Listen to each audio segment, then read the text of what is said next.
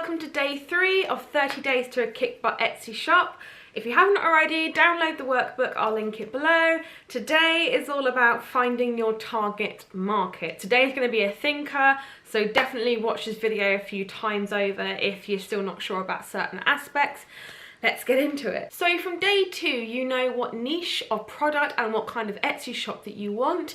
You've already written your story, so essentially your about section. Today we're going to find your tribe. I personally used to find this really hard, and I read so many books and watched YouTube videos and things like that. However, I discovered that actually over-consuming information about a specific topic is probably the worst thing you can do. So in this video, we're just going to really simplify it and just essentially get you to find the people that will love to buy your product. Essentially, you are going to find the people to serve with your product. Now, it's your duty if you make a really fantastic product that you know certain people will need and love and want to spend their money on, it's your duty to give that product to them and to basically get their eyes in front of that product. So why do I say that? Well, you are not desperately trying to sell your product. You're not a salesperson that's desperate to just try and make as much money as they possibly can. I know your products are going to be amazing. It's your duty to act like a matchmaker between the customer and your product. So definitely keep that in mind.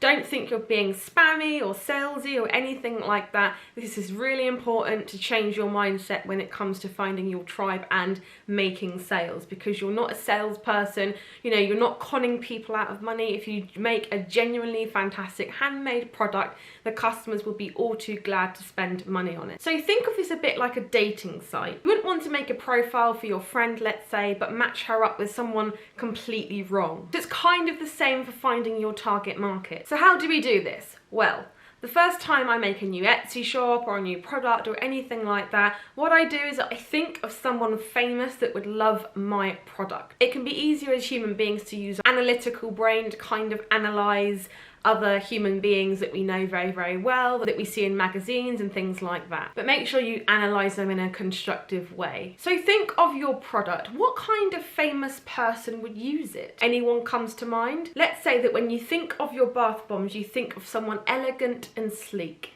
Then let's say you're reading a magazine or an online article and you read that Jennifer Aniston suffers from dry skin. Well, we know that she's very elegant and sleek. And then let's say that you read also that, you know, she has long days and she wants to come back to a nice relaxing nighttime bath. She loves baths, but again, she has really dry skin. This gives you certain clues that maybe Jennifer Aniston or someone similar would be interested in buying your bath bombs or your own product. She's obviously a very successful woman, but she more than likely has lots of stresses in her life. So lavender scented bath bombs catered for dry skin with biodegradable packaging would be a pretty good product fit for her. Someone as famous as Jennifer Aniston is very easy to find on social media and find information about her so that you can start making a target market profile based around her. Another big tip is to actually get out the house and go to your local shopping mall, market or high street and walk down the high street with a different mindset than you probably normally have. Walk down the high street or the shopping centre or mall or anywhere where there is shoppers or shops, and essentially think of your product and look at the kind of shops that you imagine your product being in. Sit outside these stores, go into these stores, really take a notepad and analyse the type of people that are going into these stores. Maybe even have a chat with them if you feel comfortable, but basically get to know the type of people that shop in these stores, because that will give you such a really fantastic insight into your own target market. So I've written down some questions in the workbook. So what gender are they? What age group are they? What do they look like? What do they dress like? Are they dressed fashionably? Are they carrying shopping bags from other stores? Definitely just take a look at the type of people that are shopping in these shops and just really analyse them and see whether or not you can come up with any other points to tap onto your target market profile.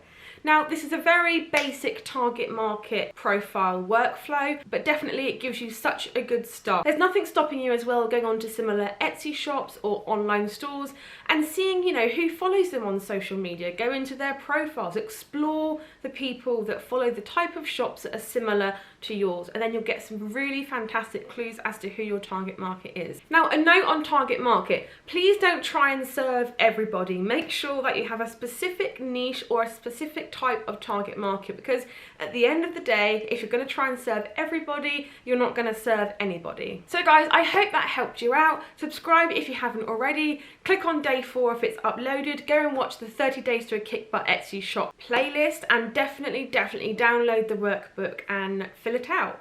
I hope you enjoyed this video. Love you all. Bye guys.